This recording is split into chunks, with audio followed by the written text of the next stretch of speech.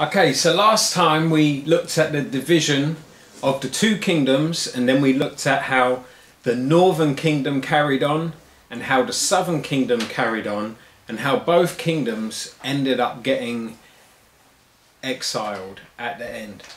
Now, during this period of the kings and during the period of exile, you had the prophets. And it's interesting that before the time of the kings, you don't hear that much about prophets.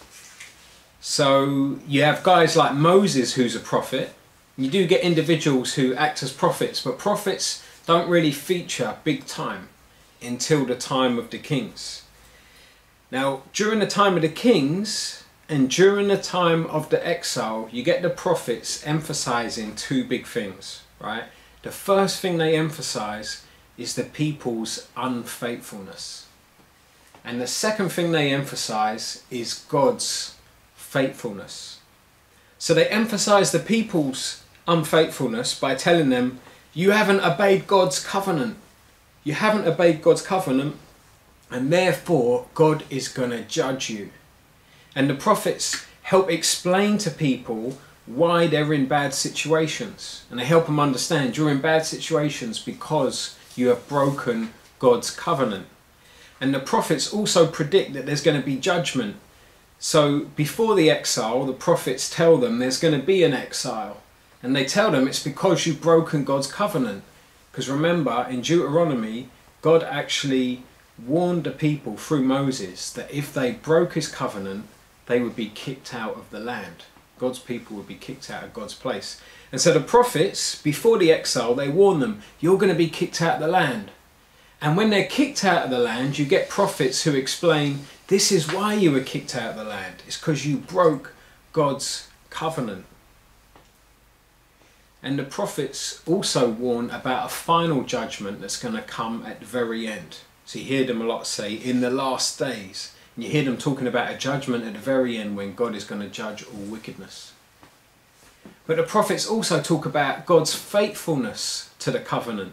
So the prophets talk about how God is totally faithful, and because of his promise to the patriarchs, remember that's like people like Abraham and his sons, because of those promises that God made for his people, the prophets say that one day God is going to gather his people back.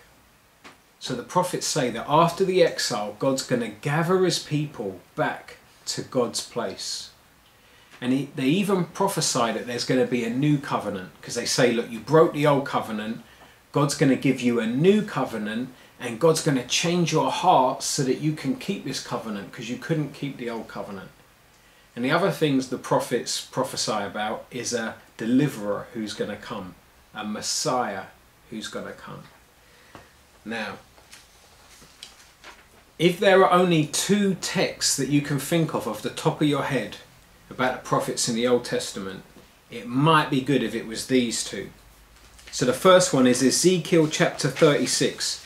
Ezekiel was a prophet who was actually living in Babylon as an exile. So he's living there with the exiles, right? And this is what he says. Ezekiel 36 verse 23.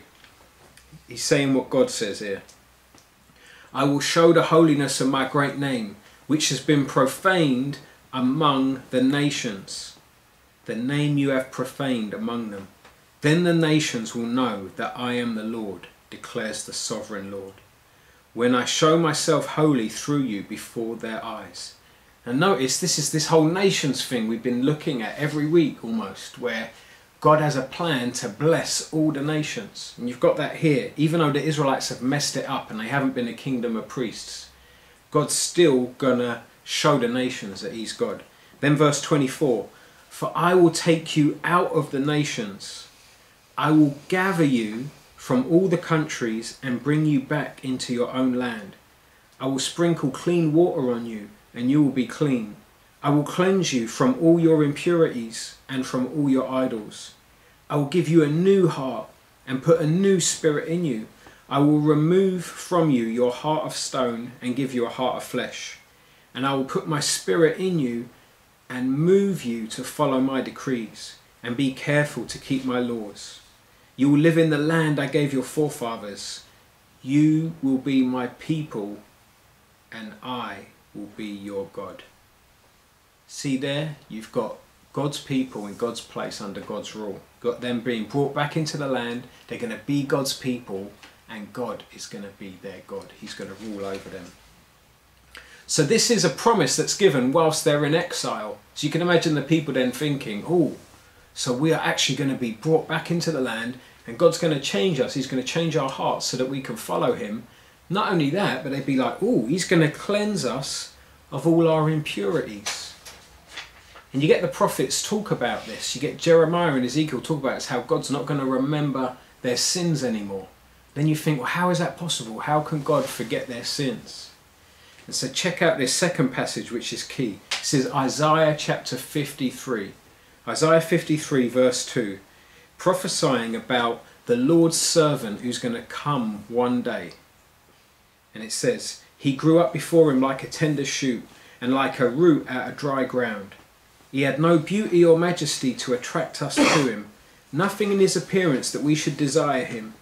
He was despised and rejected by men, a man of sorrows and familiar with suffering, like one from whom men hide their faces. He was despised, and we esteemed him not. Surely he took up our infirmities and carried our sorrows. Yet we considered him stricken by God, smitten by him and afflicted. But he was pierced for our transgressions. He was crushed for our iniquities. The punishment that brought us peace was upon him, and by his wounds we are healed. We all like sheep have gone astray. Each of us has turned to his own way, and the Lord has laid on him the iniquity of us all. Yet it was the Lord's will to crush him and cause him to suffer.